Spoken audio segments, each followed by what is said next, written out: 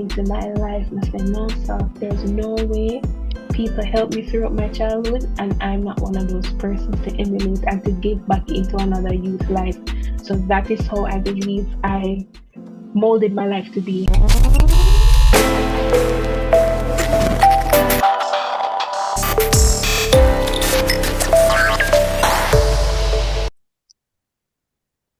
Hello, Jamaica. Hello, world.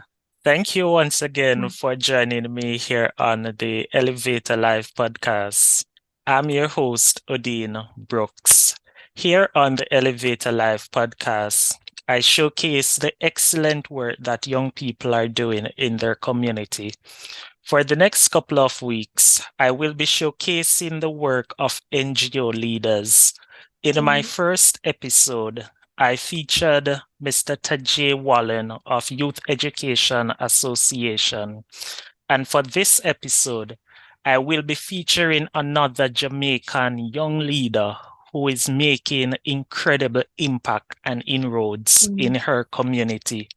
This week, I have with me Miss Kavelle Bromfield, and she will be talking to us about the work that she has been doing with her own organization.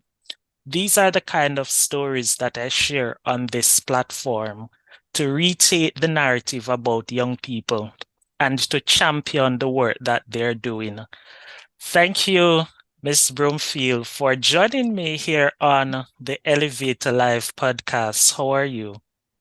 I'm great. Let me just put it out there. It's actually Bromfield. Oh, I'm very Bromfield. precise because I believe your name is your brand.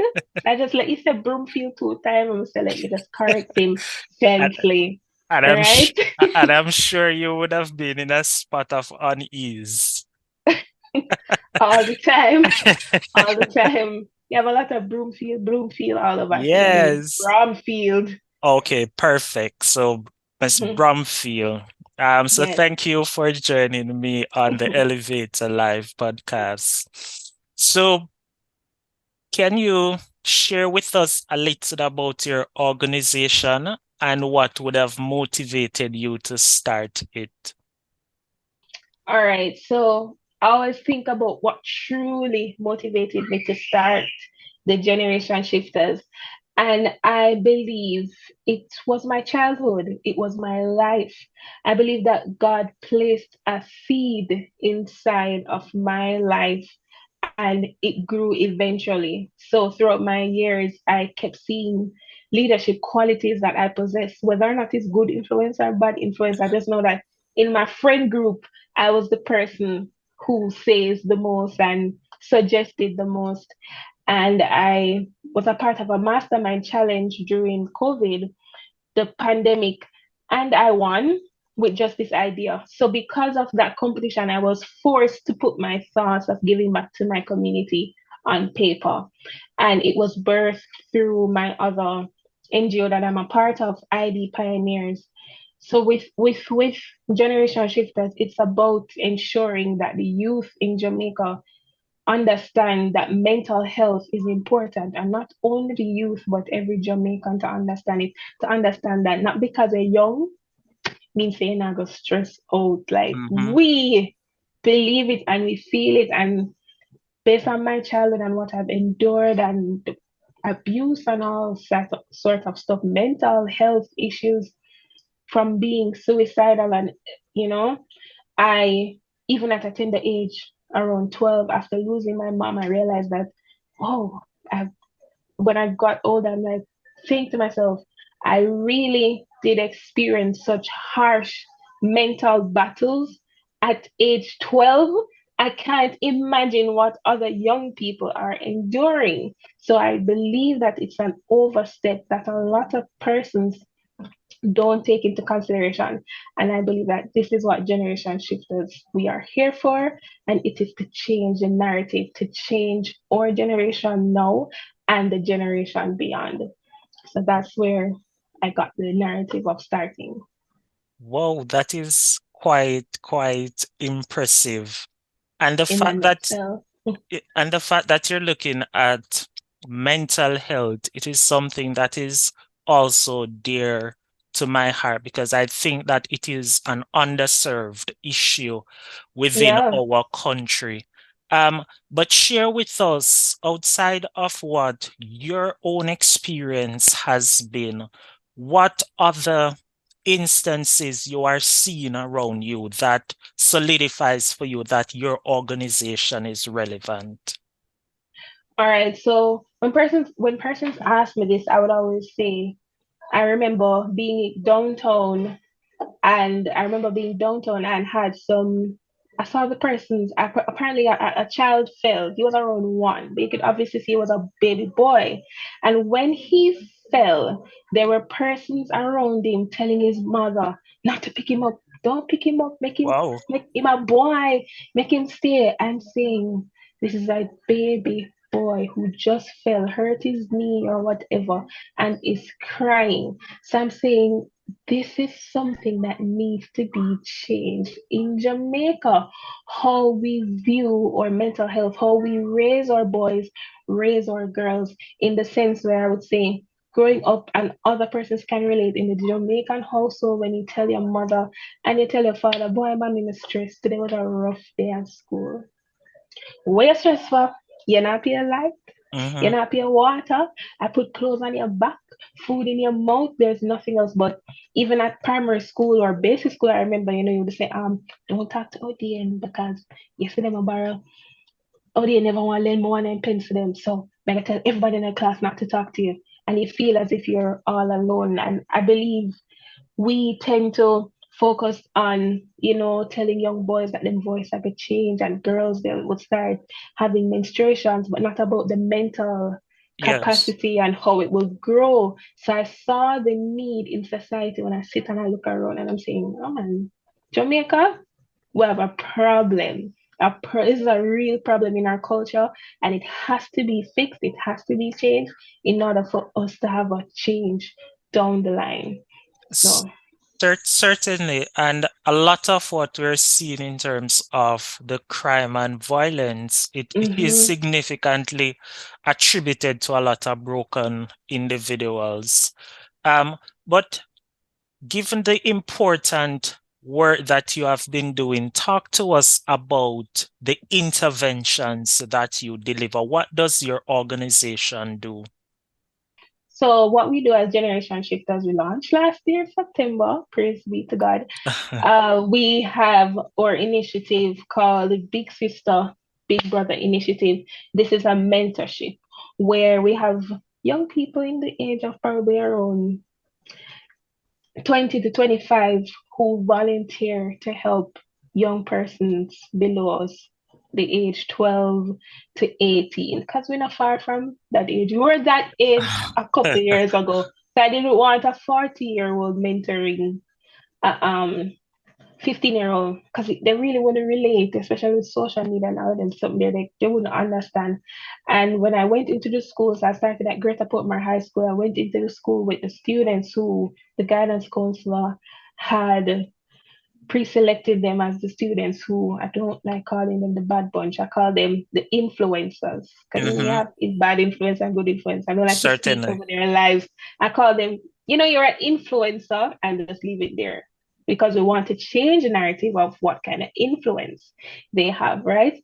So he selected the boys and the girls in the schools and we spent around 6 months with them since September. And we ended last week with them. And I'm telling you, it was profound to see how they grow, how they are able to understand their purpose. That was the biggest thing. Hmm. We spoke about purpose and identity and the high road and the low road, teaching them about, about to run down the fast life, teaching them to understand who they are in God will ensure that even when you go home and things are right, even when you're at school, you have a goal in mind that things are and will change based on your mental health and how you perceive life. So that's what we've been doing in the community so far. And I can say it's tremendous. It's tremendous. It's a tremendous feeling to know that, I mean, I might not change the entire school, but at least I know that 10 students are better off. And then those 10 students will help 10 more students and the domino effect, and it goes on and on and on. So once we are now in the process to have them become mentors. So we help them mentally and then pass it on in the high schools. So that's where we're starting. Wow, that's really a great initiative, and the vision and the thought process behind it is quite strategic, if I may say. You made a point that you might not be able to impact the life of an entire community or an Mm-hmm. entire massive population of young people, but the mere fact that you can impact five, that is Oh, 5 or 25 people you are impacting right that's there. in. Mm-hmm. So that's quite impressive. But as an organization that just started last year, you said, Last year, yeah. um, what are some of the needs that you would have identified? And talk to us about whether you are satisfied that those needs are being catered to by the government and other players in the sector. All right. So what I saw, and as it definitely, I knew about it, but since I started the organization, it literally popped open my eyes. There were more boys to girls in each and every session. Mm-hmm, And when I tell you, Odin, every time we had the sessions on Saturday, I would have to. Thank God I have male friends who are leaders and would encourage them. I would have to search for a leader here and there because what I realized. I mean, I can encourage them, but it's something about men in society. It is definitely profound. We, coming from a woman, we need the men. They make massive impact. I saw that when I would speak to them, but then when I would bring in the guest speaker to talk, who is a man, you can see how in tune they are. Not only the mm-hmm, girls, but especially the boys, they can relate to them. And I saw that as one of the biggest impact being in Generation Shifters. And I saw it outside of the school when I look around and saying that we need more men like this in the society because we make a change. We need, and most of the boys who are there, well, the narrative not having a father in their household. So mm-hmm, coming to the sessions and having a father figure talk to them for probably 40 minutes a week is better than anything else. And to just pray and hope they leave with something. So I do believe that we need more role models, and even so, when I try to reach out to my role model friends, the males who you would consider to be role models and leaders, they're so stretched. Because for you, Adain, I can say that, probably you're participating in this, you're doing this, you're busy doing this, because you have that type of personality and you're doing a lot, as Susan would say, doing good in the neighborhood. So mm-hmm. everybody's just calling like, Adain, can you be here? Can you do this for me? Can you do this for me? So that was a challenge for me to have these male figures coming because they're busy assisting everywhere else. I'm saying, boy, if we did have more, it would be a stretch. So I did see that as a problem, but it eventually worked out because they were present at each. If I never get one, I got another one. Thank God. So this is what I'm creating. So all those boys that were there in the session, I'm creating them. I'm trying my best to mold them rather into men so they can help too further down the line. Absolutely. Talk to us a little about what has been the greatest challenge in your estimation of operating this well-needed organization. If I'm being honest, the greatest challenge it was challenging. It almost made me cry. Is seeing the numbers decrease after a time. I mean, we started with around close to 50 students the first session, Mm-hmm. and then it dwindled down. I mean, some students had the CXC Saturday classes, so sorry. So that was a clash. And then other students, they weren't interested. I didn't know how to connect with them because as I said earlier, there's a guidance counselor and the dean of discipline who suggested we have some of the influential students, as I Yeah. call them. Mm-hmm. So some of them never want any of this. Some of them They went MIA, and then it got smaller and smaller and smaller. But I had the faithful few. So I came out for the faithful few. And to tell you a funny story, I remember the one Saturday I was really out of it. I was tired, I was demotivated. And I said, why would this me take up on myself? It's Mm-hmm. been a long time coming, I'm tired. And then one of the students he texted me and he said, Miss, I want to come, but I don't have any money. And I Wow. said, I was just praying. I was like, oh God, give me a sign to go to them because I know them not gonna come. I'm just tired for put up my all, and it's 3 students, 5 students at the session when we started with 40. And I said, that right there is my motivation. I said, just find those here, come, and I'll ensure that you reach home. And I gave him money to buy food and all of that. And I said to myself that Kavelle, work with the few that you have. You never know what you're building. Work with the few that you Mm-hmm. have. You might not impact everyone's life. All of the students, some of them might don't even care. They don't even want to be a part of it. But once you can sow a seed in their life, you can guarantee that throughout their life, more persons would water it. So I believe that seeing the numbers, you know, go down when I started, it was very discouraging at first, knowing that it's like when you want good for them, I say, listen, this one I'm about to teach you, it's good for you. They don't want that. It really does break your heart.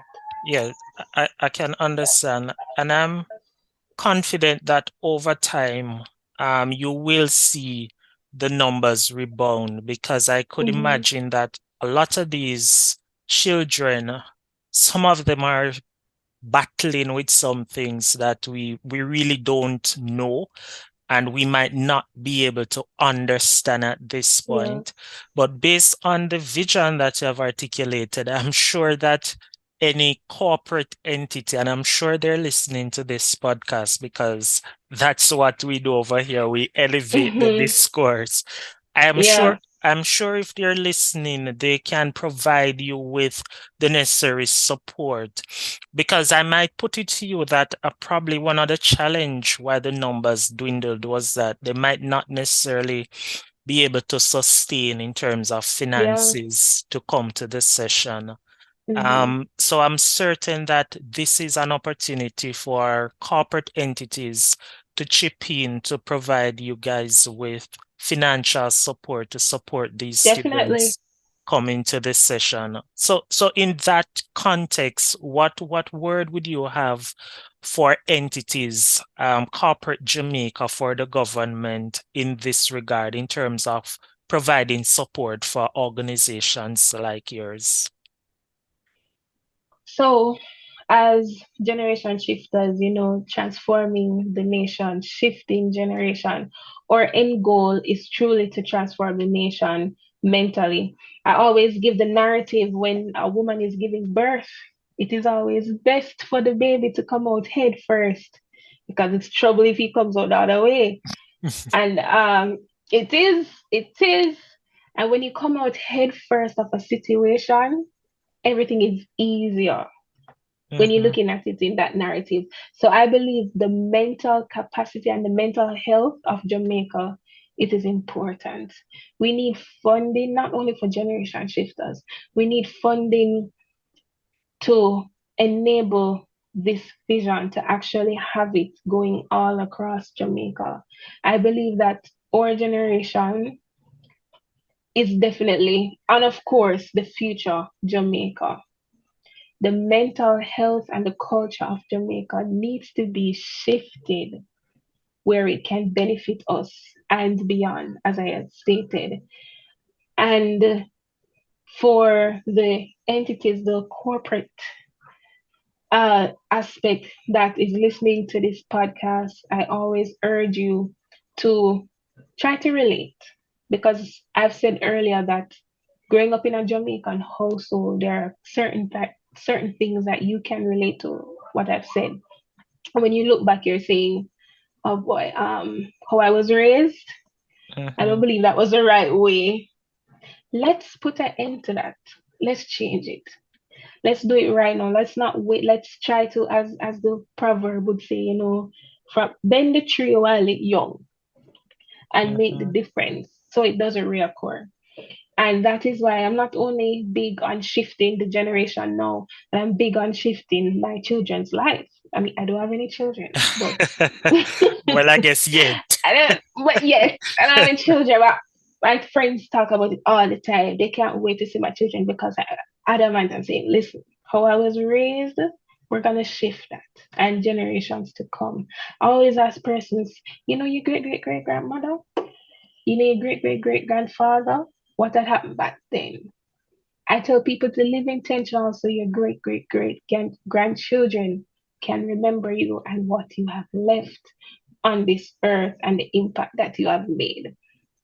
And I believe that this can be done through help and assistance from all over. Wow. Wow, wow, wow. That's Mm-hmm, remarkable. And you made the point, and the point, live intentional. That is mm-hmm, quite profound, and it is your organization is manifesting that right now. So I asked you earlier about your greatest challenge. So I'm gonna lift the mm-hmm. spirits now. What is you think is the greatest success to date and which you want to continue to champion? All right. So on Saturday, when we had the final session with the students, our mayor of Portmore, His Mm-hmm. Worship Leon Thomas, he visited. And the seven students, the faithful few who were there since September, he asked them to stand up because we have around 20 active students at the final session, but he wanted to know the students who actually participated from day one. And he gave them the opportunity to be a part of the YSET program, and that's the Youth Summer Employment Program that I was a part of a couple years ago. And he said he wants them to visit the municipality, and I could see the smiles on their faces. It Wow. was it's something I can't even explain. I'm telling you, I couldn't sleep. I couldn't sleep. Even the day before, I was excited. I couldn't sleep, and I'm saying, "Thank you, Lord. This is exactly what I want." Just opportunity. He even suggested, I need to see your parents. I need to see your parents, um, just to get the exposure, just to let persons know that this is happening. This something is happening. It might not be big, but there's a shifting happening. I use the word shift a lot because it means a lot to me. And that shifting is intentional. It's adamant. Something literally changes and you can see the change. And for that session, it really, and when I gave them the certificates and the trophies and the smiles on their faces, especially knowing that it was the guidance coach, like the dean of discipline, who suggested you come to our session so we can at least change up. And they're leaving with trophies and medals and certificates. You can't tell me, say that's not something that you should be very proud of. And I'm proud of them for sticking to it and making the change, especially the boys. I had around 17 boys there and around 3 girls at the last session. Though some of the persons who played football, were there as well. And I'm saying, well, at least I know that I'm impacting Mm-hmm. some young men of society, which I view as very important. So that was my highlight. Wow, that's really profound. And I can see the work of the organization transforming generations to come because those young men, and I specifically mention the young men because young men by nature, we require an ecosystem that reaffirms us as being worthy. Because I don't Mm-hmm, believe that young men oftentimes get that support system. And what you are doing here, it is reaffirming in them that they are worthy. And I can tell mm-hmm, you that you might not see it now, but it is creating lasting impact.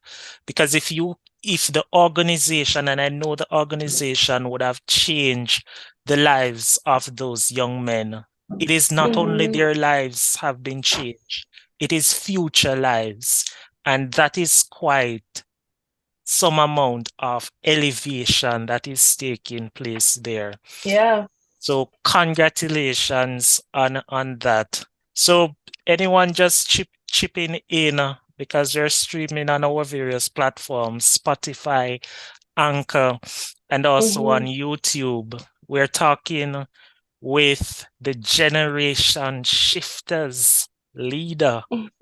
And it has been quite an instructive discussion so far. So at this point, Kavelle, talk to us about where do you see this organization going for, say, the next 10 years or 5 years even?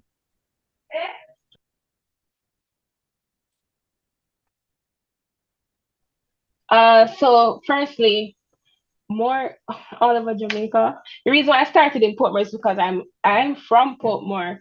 So you start where you can manage Yes. first.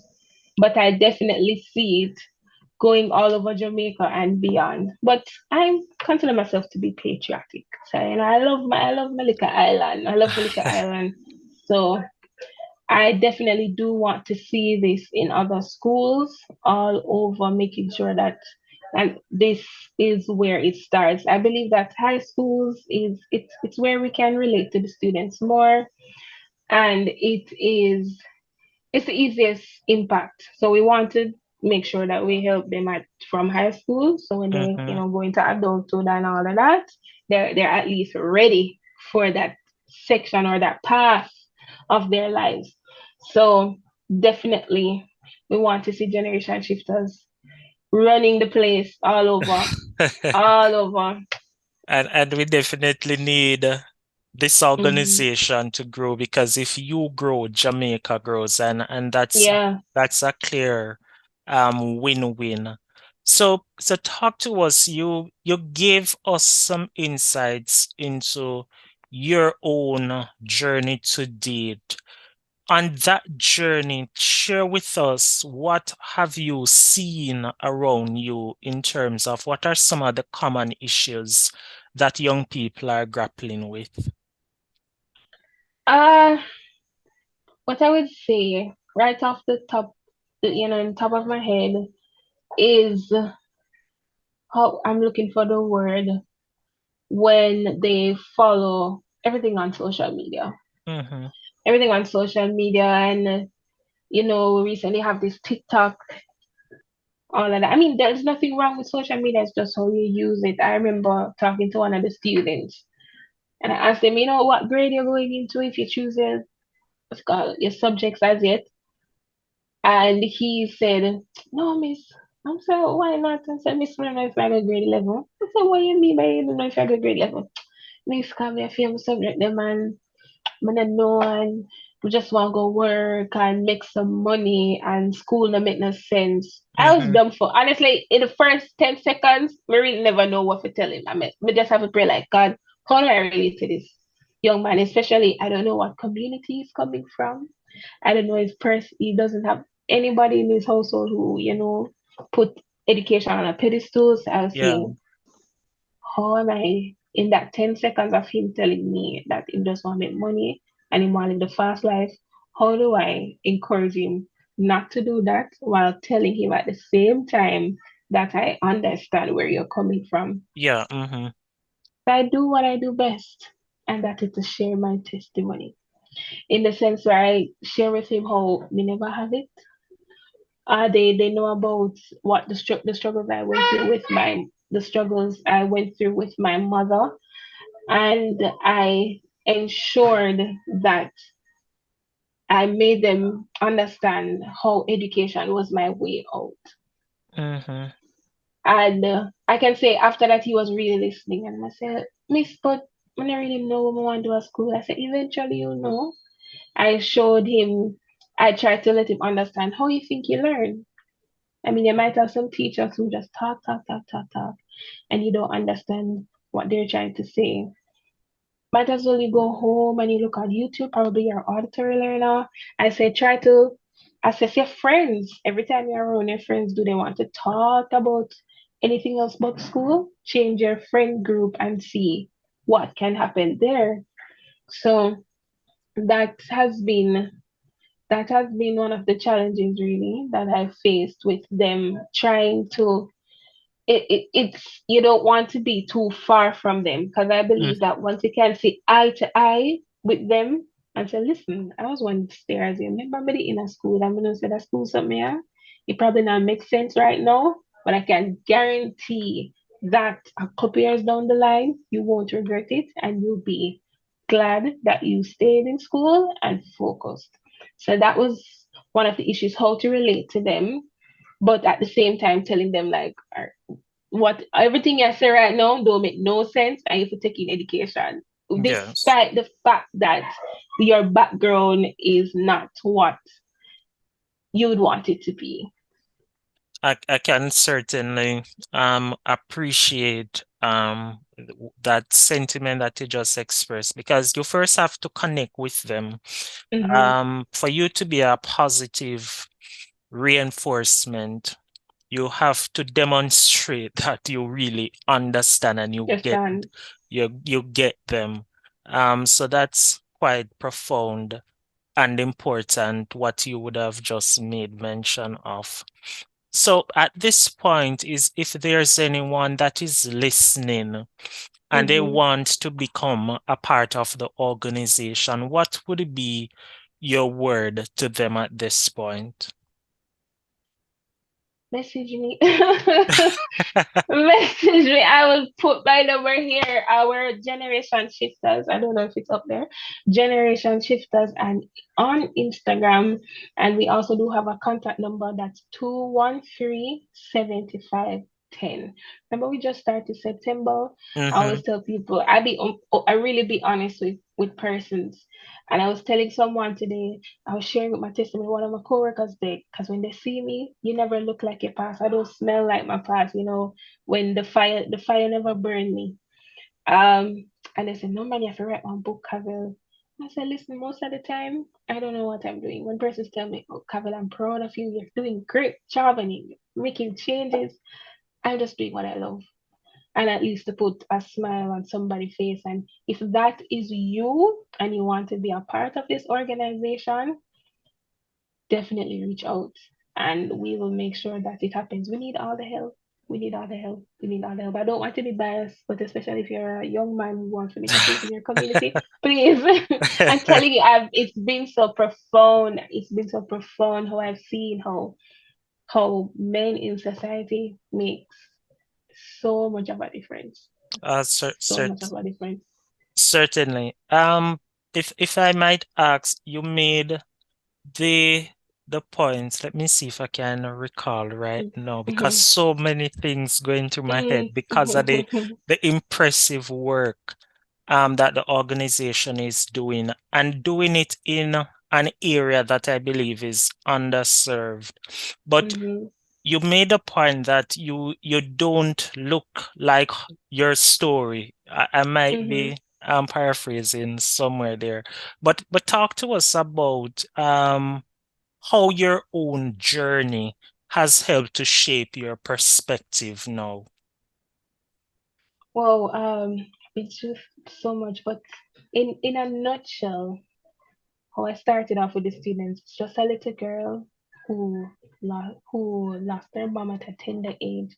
I always give the story. I remember my mom. We never have it at all. I remember her making dumpling in the microwave. Mm-hmm. Yes, yes, yes. Cooking dumpling and putting it in the microwave for around 20 minutes. And when I would eat that, my mother would have said, drink water, pray, and go to your bed. And she would always instill words of wisdom and would say things like, Kavelle, if my eye for shut, I want you to take in your education. Mm-hmm. I never understood what that meant, but during that time, I know she got sick, and I believe she saw her end coming. Yeah. And I've made that my mantra to keep pushing. And even throughout high school, it wasn't easy. Honestly, if I should tell you where the money come from, I don't know. When I started university, I started with $20,000. Somebody gave me $20,000, and then the rest is history. Every Wow. time I tried to sign up for student loan, it would never work. It would never work. I would never get what you call a sponsor, A a guarantor. guarantor. Yeah, I would never get a guarantor. I would work and loans and borrow money, and somebody would give me lunch money. I went through so many dry seasons, and during that time, I became a Christian during university. So during university days in first year, and God really did. He kept me, and I said to myself, I believe that once you know God, Mm-hmm. you will know yourself. You will know your true purpose. And even after that time, you remember I start with $20,000, and Yes. I never take no student loan, even though I sit out a year, but delayed, but not Not denied. denied. I Welcome back, Elevators, to the second and the final segment of the Elevator Live podcast. I am talking with Kavelle, and she has been sharing the inspiring and the heart-touching story of what she has been doing with her organization, Generation Shifters. She has been doing incredible work that will change generations to come. And these are the kind of stories that I showcase on this platform because I believe that young people must be given the platform to speak on what they're doing. And this story from Kavelle demonstrates that. So, Kavelle, you were just talking to us before the break about your own journey and what Mhm. that would have taught you. Pick up from where we left off. Yes, I was saying started university with $20,000. I had to sit out a year. I would never, every time I tried to sign up for student loan, never get a guarantor. And God has been so good. I am now debt free. My school fees paid off, and everything, how everything comes together, is to this day is a mystery. It's a Wow. mystery. Who could it be but God? And I said to myself that, Lord, everything that I accomplish, I always say to God, I don't want to have money just because. I want to have it so I can give it back to that teacher who gave me lunch money, to that person who left a um, word of wisdom to me, to, let's get personal, to that teacher who bought my bed.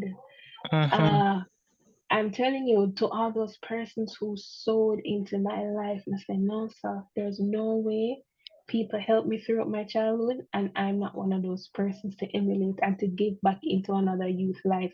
So that is how I believe I molded my life to be what I was, in the sense where when persons were helping me, I want to be that help.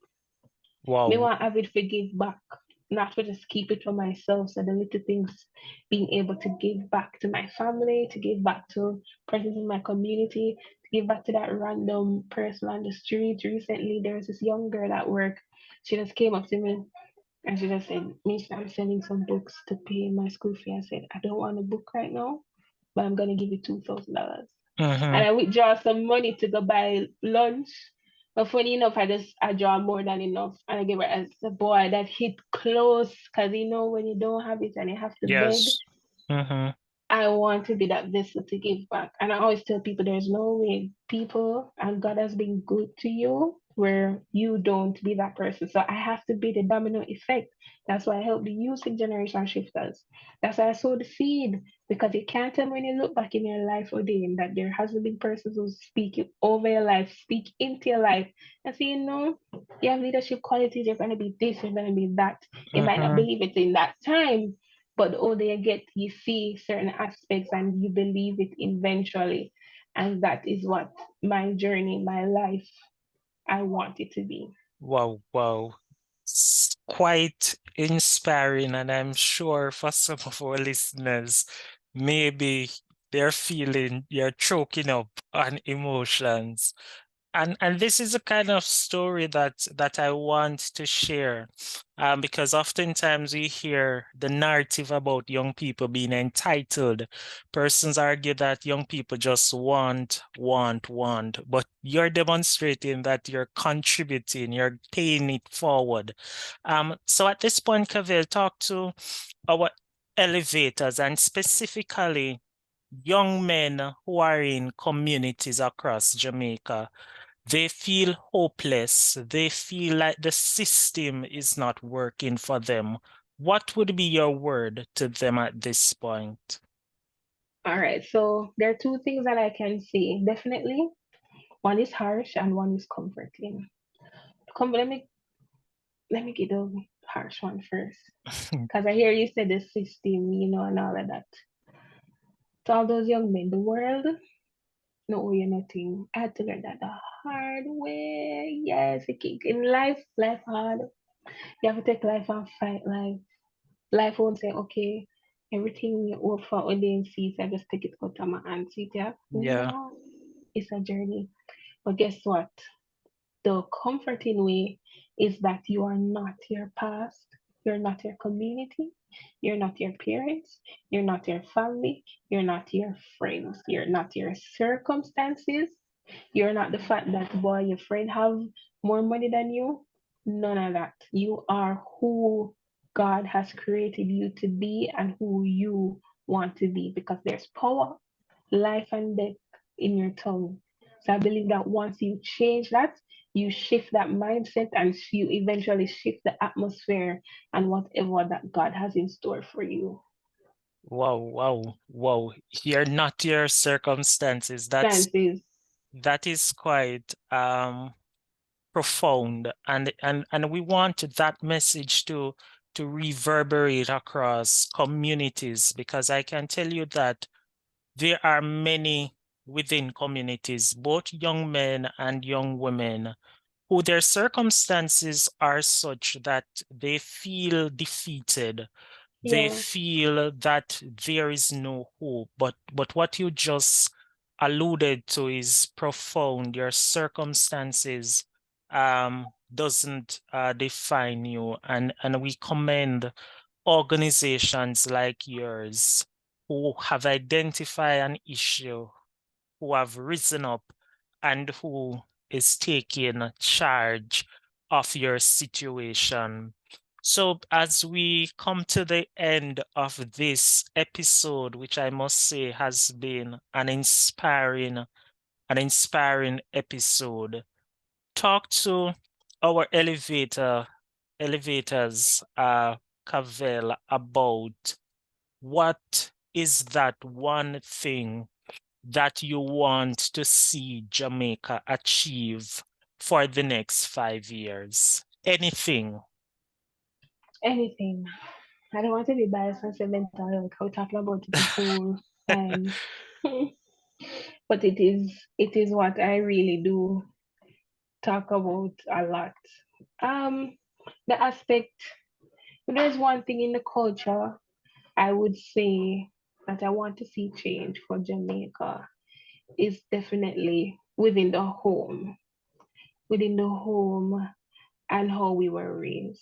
Mm-hmm. Because I believe that most of the issues that we have now present day is coming from the home.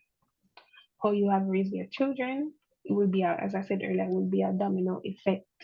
And you see, I'm still coming over to mental health, but Oh, I'm yes. a firm believer that how you were raised and your mind and how you perceive the world outside and inside will definitely affect how you walk, how you talk, how you treat other people. So that is the biggest training ground. The biggest training ground. And I always said, as I said earlier, being a realist, I might not can't probably can't help everybody in the world, but I'll help persons along my journey and persons close proximity and those who I can help are those who want the help or willing to hear. So that's the change that I would want to see in the homes. The dynamic between parent and child relationship mentally and emotionally. Need more emotions in the Jamaican household. More love up, hug up your son them, hug up your Mm-hmm. daughter them. Carry them out and talk to them and reason with them. Don't wait till it's too late for them to go outside of the household and seek that type of comfort that was already or already should be given inside. Well, certainly, and if we can address those things that you allude to, I'm certain that we can salvage a generation to come. So great advice there, great words there. So as we conclude this episode, Kavelle, I give the last word to you. What do you want to say to our elevators? Well, follow Elevators, follow Elevator Live podcast, everybody. That's what I want to share all over, share all over, and tune in. I'm telling you, Odin, you're doing great things. You're doing great things. I'm grateful for this opportunity to be on this platform to share my story or a bit of it. Certainly, and we might have another episode that's not so much about your organization, but your and own and journey story, itself, yes. because you are a success story. You have demonstrated that, and we are so happy to have had you to for you to share the important work that you're doing. And whatever I can do personally to assist the organization, I'm always available because I'm fundamentally of the view that the work that you're doing, the results might not show now, but the results will be there in the next couple of years because it is about change in behavior, and behavioral change is not seen overnight. So I once again congratulate you and your team. You are doing significant work. So thank you to our elevator fans rather, not page, who continue to join us each week, who continue to share Mm-hmm. the stories.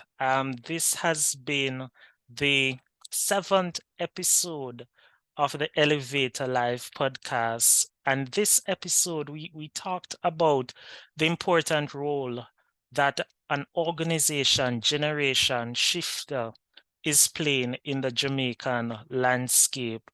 Thank you for joining me.